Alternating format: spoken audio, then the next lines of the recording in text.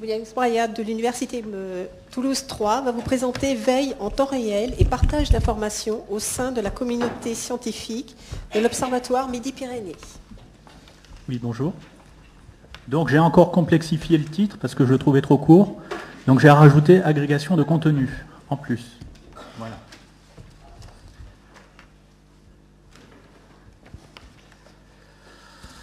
Donc je vais vous présenter cet après-midi,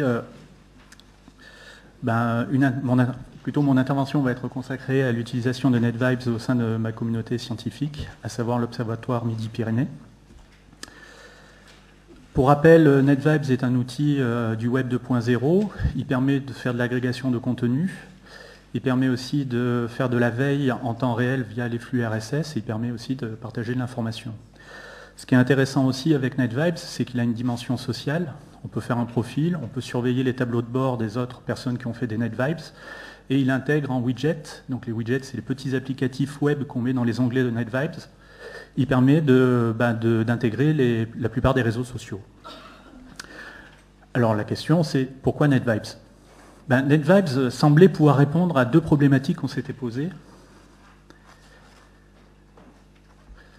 À savoir deux problématiques qu'on s'était posées au niveau de l'Observatoire Midi-Pyrénées. La première problématique c'était comment mettre en lumière et à la disposition des chercheurs la panoplie, enfin les nombreux outils numériques qui existaient sur Internet.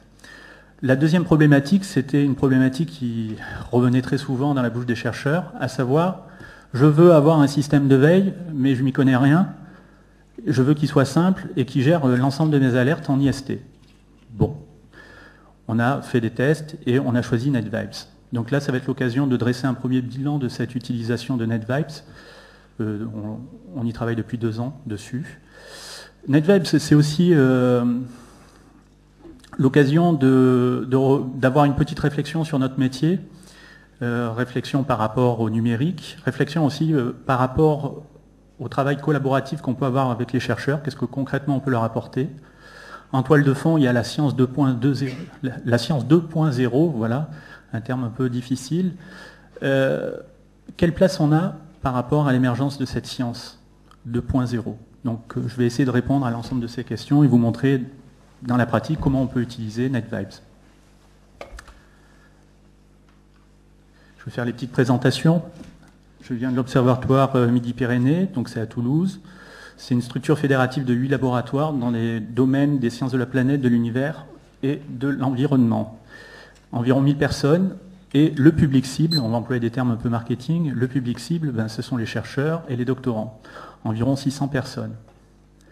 Nous avons la chance d'avoir encore un centre de documentation avec 2 vraies personnes, réelles, en chair et en os, et des vrais livres aussi qui sont encore empruntés.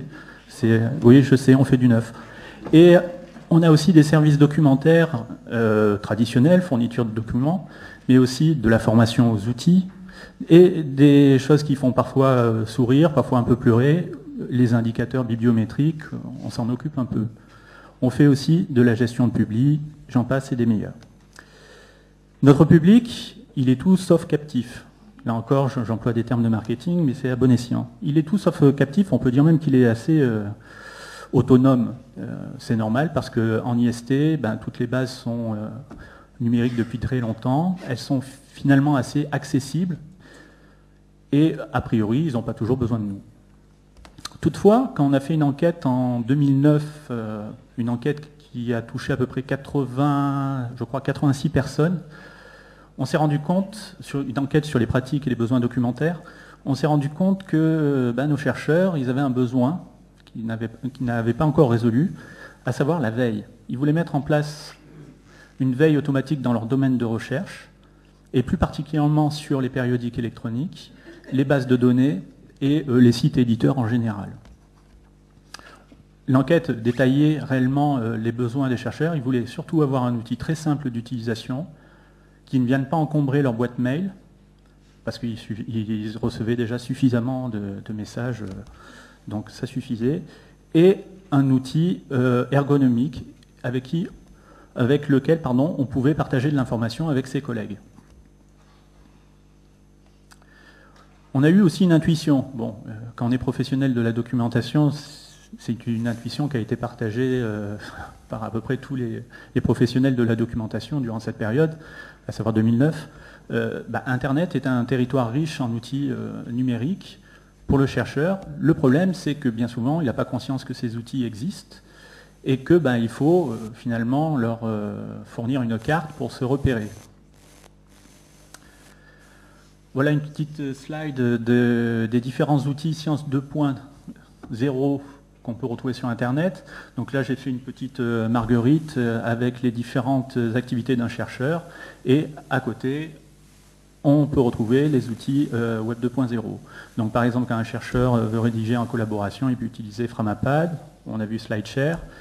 Quand il veut faire de la recherche et surveiller son environnement, il peut utiliser bien entendu les flux RSS, le Google Alerts aussi.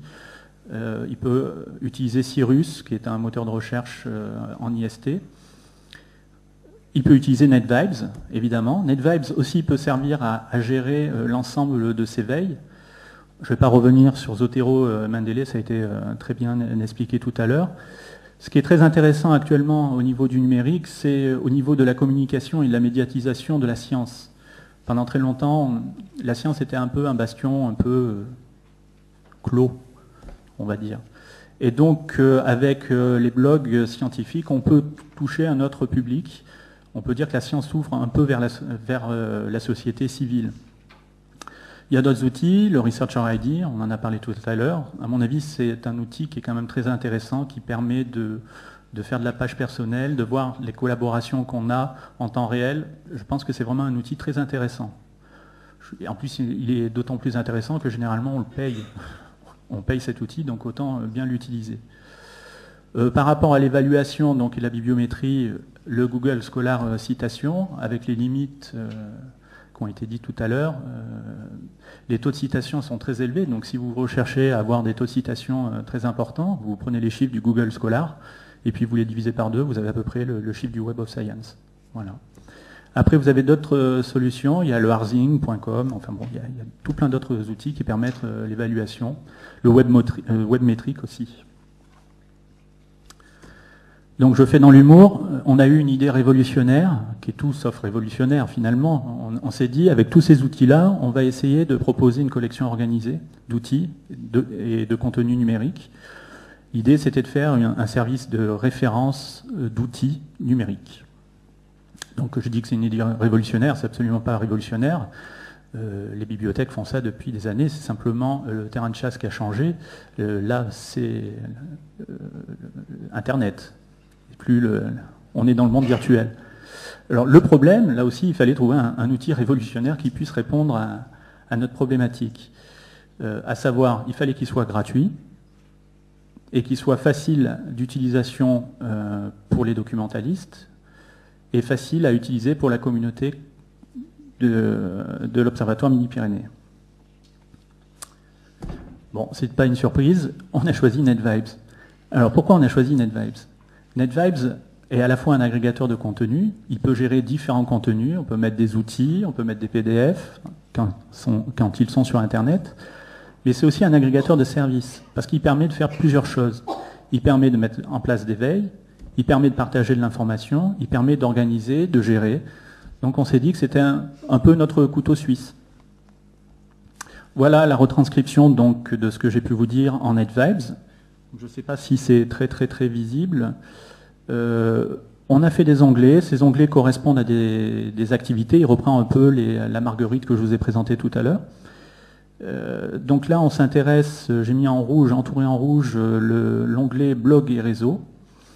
Et donc, on a mis les outils qui nous paraissaient pertinents et les contenus qui étaient pertinents. Donc on a choisi un premier SlideShare sur un cours de monsieur Earthshade Olivier sur pourquoi créer un blog quand on est enseignant-chercheur. J'invite à tout le monde, si les personnes ne connaissent pas ce cours, il est vraiment passionnant. Après, on a donné la possibilité aux chercheurs, quand ils ont bien compris pourquoi il fallait qu'ils fassent un blog, eh ben, de créer leur propre blog à partir de WordPress. Et enfin, après, on a mis des liens vers les réseaux sociaux scientifiques, et plus particulièrement en open access, car on est très attaché à l'open access, à l'Observatoire Midi-Pyrénées. Comme je vous l'ai dit, NetVibes est un agrégateur de contenu, mais c'est aussi un agrégateur de services, dans le sens qu'il propose différents services, et il propose un service qui est très intéressant en IST, à savoir la veille.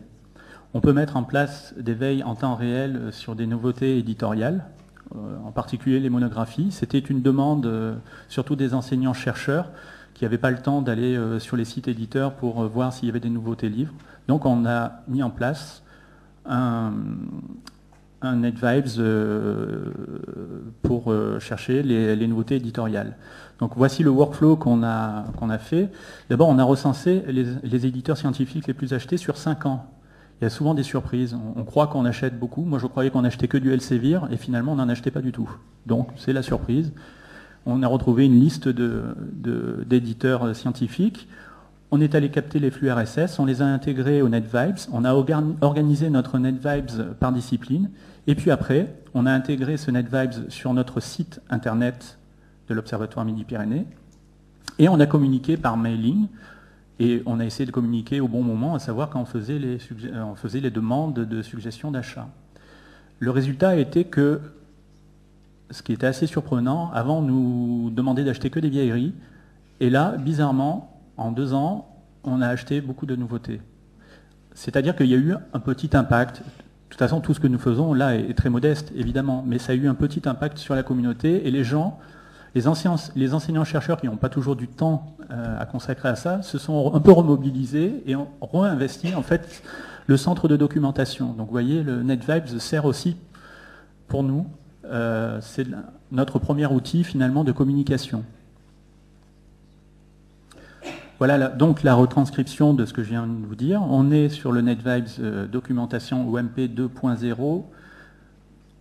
Il est très austère. C'est un modèle quasi soviétique, mais en bleu. Mais en fait, le danger de NetVibes, je plaisante qu'à moitié, mais le danger de NetVibes, c'est qu'on peut agréger énormément de contenu. Le problème, c'est qu'il faut savoir pourquoi on fait un NetVibes. Si on fait un NetVibes, c'est pour qu'il soit lu. Si on veut qu'il soit lu, il faut qu'il y ait un minimum d'informations. Donc il faut sélectionner la bonne information. À partir de là, ça va un peu mieux. Donc voilà notre volet onglet astronomie, astrophysique et physique. Donc on a mis en surveillance les ouvrages du domaine astronomie, astrophysique chez Springer. Et voilà, on a toutes les nouveautés. Donc dès qu'un nouvel ouvrage apparaît dans la thématique astronomie, astrophysique chez Springer, eh ben, on l'a en temps réel. Voilà. Pour cette première partie, on va faire déjà un premier bilan. On va dire que la personne qui a initié ce système de partage, de modération, de sélection, c'est le centre de documentation, et on peut dire que le chercheur est assez absent finalement de tout le processus de construction de cet outil. Concernant les réseaux sociaux, on ne peut pas considérer ce NetVibes-là comme un outil de réseau social pur et dur. Par contre, il fait la promotion des réseaux sociaux, et plus particulièrement la promotion des réseaux sociaux en sciences. Maintenant, nous, ce qui nous intéressait, c'était que cet outil soit approprié par les chercheurs. Donc ça a été un de nos 2 objectifs, à savoir favoriser cette appropriation pour des besoins spécifiques de veille en IST, et aussi favoriser le partage d'informations entre chercheurs. Et là, ça devient beaucoup plus compliqué. Et participer, si possible, un jour peut-être, à l'émergence d'un réseau social scientifique à l'OMP. Je m'étais dit que les entreprises commencent à réfléchir à des réseaux sociaux, ça peut faire émerger des idées, tout ça, pourquoi pas l'appliquer à des laboratoires. Les actions, eh bien, la première chose que nous avons fait, c'est de créer un NetVibes chercheur qui a valeur d'exemple. Ce NetVibes sert à nos formations, mais il sert aussi aux chercheurs qui veulent savoir comment on peut créer un NetVibes dans un contexte de recherche scientifique. La deuxième action a été de faire des formations individuelles ou en groupe à partir donc de ce NetVibes chercheur. Après, on a développé un service de construction personnalisée de tableaux de bord pour les personnes qui souhaitaient mettre en place des veilles scientifiques sur des nouveaux domaines. Et on a ouvert aussi à des services de communication et le service des relations internationales. Et enfin, on a récupéré l'ensemble des retours d'expérience de nos collègues pour voir si on pouvait améliorer ce que nous avions fait et peut-être améliorer, pourquoi pas, l'outil. Le NetVibes chercheur, donc toujours le look que je vous ai décrit tout à l'heure. En général, donc dans l'onglet général, on rappelle quelles sont les fonctionnalités importantes pour un chercheur s'il veut utiliser NetVibes. La première fonctionnalité, c'est évidemment de mettre en place des veilles via les flux RSS. La deuxième fonctionnalité, c'est d'organiser ces flux RSS. On peut les organiser par outils ou par thème, enfin on peut faire ce qu'on veut. Et après, bien entendu, le partage de l'information. Donc là, je vous ai entouré mes alertes de recherche. En fait, le Global Warming, il manque quelques lettres, Global Warming Africa, ça correspond à une veille que j'ai mis en place sur le Web of Science. Le Web of Science, c'est un outil de bibliographie, de bibliométrie assez puissant, qui est souvent utilisé pour l'évaluation d'ailleurs. Donc c'est un outil qu'il faut quand même connaître un peu, enfin dans les sciences dures en tout cas. Donc mes alertes de recherche, Global Warming Africa, c'est une veille que j'ai mis en place dans le Web of Science. On a le choix de recevoir les résultats de cette veille dans une boîte, dans sa boîte mail, ou de créer un flux RSS. Bon, moi j'ai créé des flux RSS. Donc traduction, quand un article a les mots Global Warming Africa, eh ben, il vient implémenter automatiquement cette petite boîte.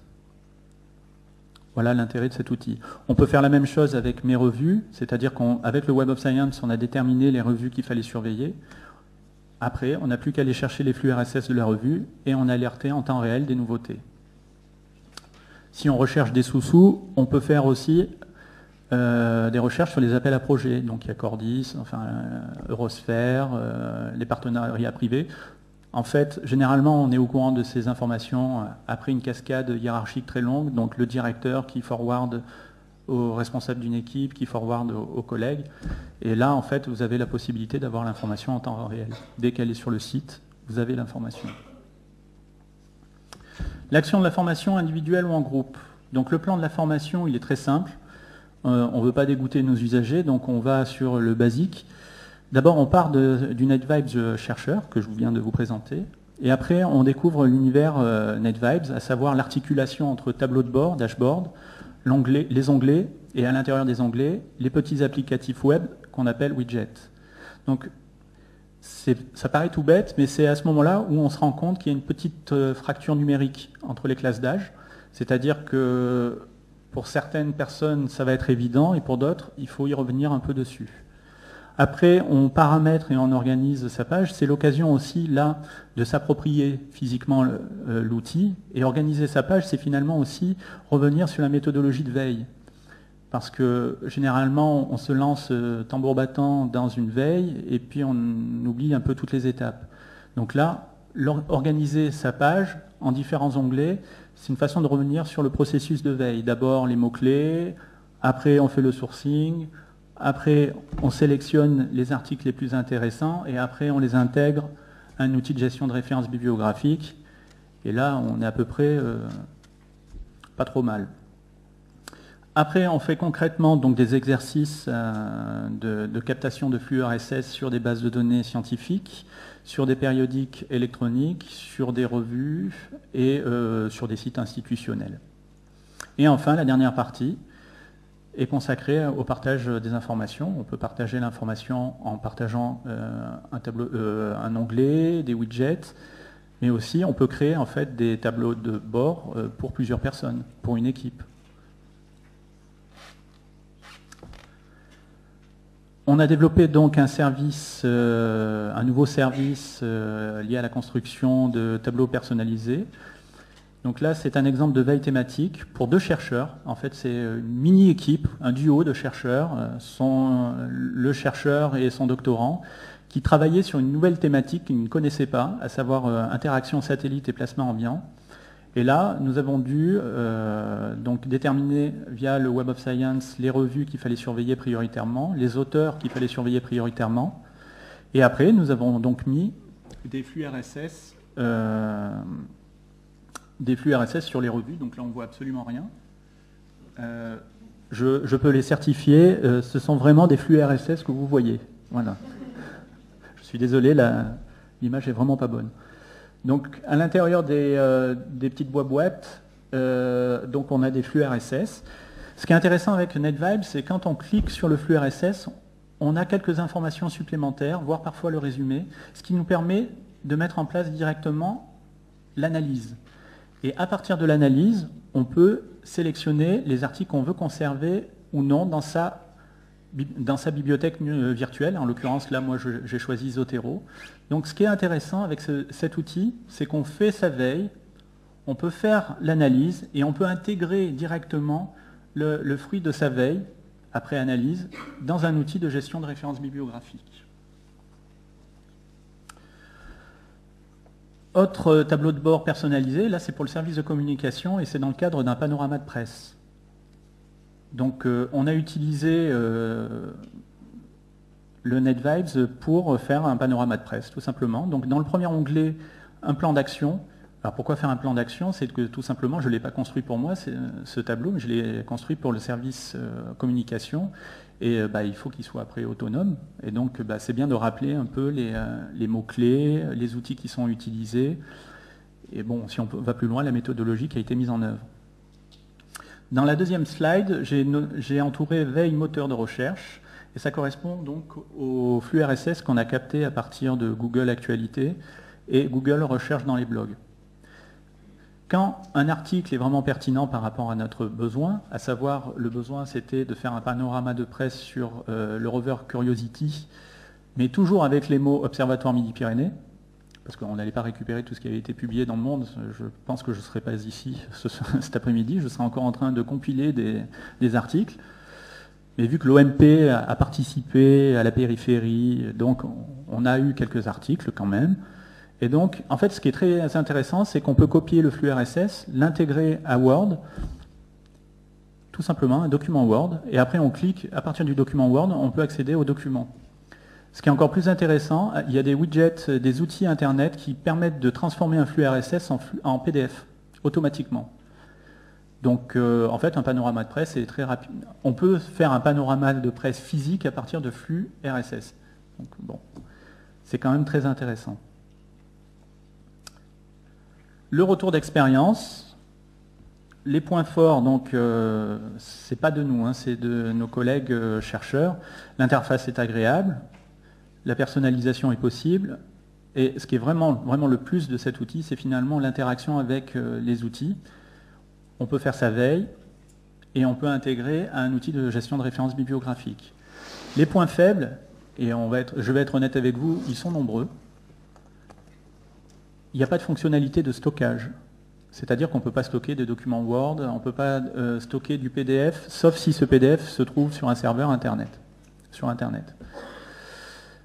Après, il montre des signes de fatigue, parfois, notre ami NetVibes. Parfois, il fonctionne très bien, et puis parfois, un jour, ça ne marche pas très bien. Donc, il faut savoir que c'est un outil gratuit, et que c'est sans doute un appel d'offres. Enfin, en tout cas, c'est fait pour qu'on achète la version premium qui coûte 599 € par mois et donc qui ne correspond plus vraiment exactement à notre budget. Et il faut bien vivre. Quelques chiffres. Donc depuis 2010, on a fait 6 formations en groupe, on a touché 65 stagiaires, donc pour une population totale de 1000 personnes, on va dire qu'en 2 ans, on touche 6%, c'est pas trop mal. On a créé 15 systèmes de veille, soit pour des services, donc, comme je vous ai dit tout à l'heure, communication, ou pour des chercheurs. Bilan de l'outil. NetVibes est un outil performant pour la veille et l'agrégation en IST. La réponse que je vais vous donner, qui est assez personnelle, je veux dire oui. Pour cet aspect-là, je pense que NetVibes est assez performant. Il permet de proposer en tout cas toute une batterie d'outils de veille, et particulièrement avec les flux RSS, et donc on arrive très facilement à faire de la veille en IST avec cet outil. Il permet le partage d'informations, ça on l'a vu, Et il permet d'intégrer les références bibliographiques après une petite analyse, donc je pense que c'est assez intéressant. Favorise-t-il le partage de l'information? Ma réponse là va être nuancée. Je vais dire que techniquement, oui. Bien sûr, il favorise le partage de l'information, on peut partager l'onglet, on peut partager les widgets, on peut créer un NetVibes pour plusieurs personnes. Maintenant, dans la réalité, le chercheur, comment pourrais-je dire? Le chercheur, je fais un teaser là, le chercheur, il est dans j'emploie un terme de compétition pour le monde du chercheur, à savoir coopération et compétition. Et manifestement, dans ma communauté, le terme compétition prend le dessus par rapport à la coopération. Existe-t-il un réseau social au niveau de l'OMP via le NetVibes? Est-ce qu'il y a, par exemple, un maillage de NetVibes qui s'auto-connecte, pardon, excusez-moi? Et bien là, la réponse, c'est non. Pour l'instant, on n'en est pas là. Il n'y a encore pas beaucoup de NetVibes de créer. Et l'usage, je pense, au niveau des réseaux sociaux, ce n'est pas tout à fait l'outil le plus adapté. Réflexion sur notre métier, enfin le métier des documentalistes ou des professionnels de l'information, autour de NetVibes. Donc je pense que on va commencer par une phrase qui fait toujours très plaisir. Les temps sont durs pour le monde de la documentation. Je passe crise économique, restrictions, développement d'Internet et du web social et de son appropriation par les utilisateurs. Ok.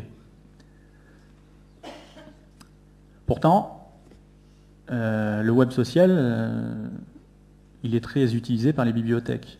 Et généralement, ce sont les bibliothèques qui sont les portes d'entrée dans les communautés scientifiques pour utiliser le web social. Donc finalement, le web social, on ne va pas dire qu'il renforce notre position, mais en tout cas, il participe au fait qu'on a encore une durée de vie assez conséquente.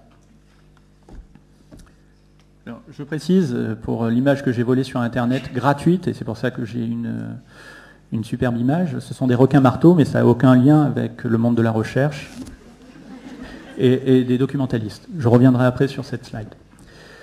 Donc, je reviens sur NetVibes, change-t-il l'exercice de notre métier? Alors, on a employé le terme tout à l'heure de curation, je ne vais peut-être pas revenir sur la définition, mais pour moi, la curation, c'est faire de la documentation, c'est rien de nouveau au soleil, c'est simplement le terrain de chasse qui n'est plus le même. Le terrain de chasse, là maintenant, c'est Internet, mais depuis toujours, les bibliothécaires, les professionnels de la documentation sont habitués à rechercher de l'information, à la sélectionner pour sa communauté, à la partager, à créer du contenu éditorial pour expliciter tout cela. Donc, à mon avis, on fait un peu du neuf avec du vieux. Là où ça devient intéressant pour notre communauté, c'est l'aspect médiation et formation. Tout le monde s'accorde à dire que les outils Web 2.0 sont très faciles à utiliser. C'est vrai. Mais faut-il les utiliser avec du sens?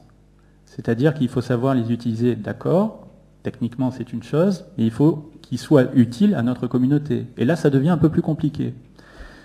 Et donc, je crois qu'on a un rôle qui est très important à ce niveau-là. Je pense qu'on est quelque part un peu des passeurs de technologie. Alors moi, ça me fait doucement rire, parce que pendant très longtemps, j'estimais que j'étais vraiment pas très bon en informatique. Et aujourd'hui, je m'estime un peu comme être un passeur de technologie.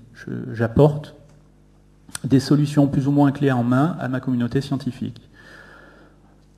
Le troisième aspect par rapport à notre métier, c'est qu'on se transforme de plus en plus en prospecteur et en prescripteur. Prospection, on fait de la veille sur la veille. On passe notre temps, enfin moi c'est mon cas, je passe beaucoup plus de temps à rechercher des contenus numériques qui peuvent intéresser mes chercheurs, des outils qui peuvent les aider tous les jours. On est dans la prospection. Mais au-delà de la prospection, on fait des choix qui sont arbitraires, parfois on se plante, parfois on a vu juste, mais on fait de la prescription. Par exemple, il y a des grands débats dans mon unité, à savoir quel outil de gestion de références bibliographiques utiliser. Entre Zotero, la montée de Mendeley, EndNoteWeb, Jabref, c'est des questions qui sont sans fin. Moi, en tant que prescripteur, je donne des informations, j'espère, assez objectives, à savoir que par exemple Zotero, il est gratuit et il fonctionne très bien, alors qu'EndNote, bon, il est payant. Bon, voilà. Alors pourquoi les requins? Oui, pourquoi mettre des requins? Ben, je ne sais pas si c'est exactement vrai et si ça concerne l'ensemble des requins, et donc je m'excuse auprès des requins qui ne sont pas concernés par ce que je vais dire. Je pense qu'ils nous écoutent. Le requin, il faut toujours qu'il soit en mouvement pour vivre, sinon il s'asphyxie. Et je trouve que c'est une belle image pour notre métier. Je crois qu'il n'y a pas beaucoup de métiers qui ont autant évolué en si peu de temps. Et il faut en avoir conscience.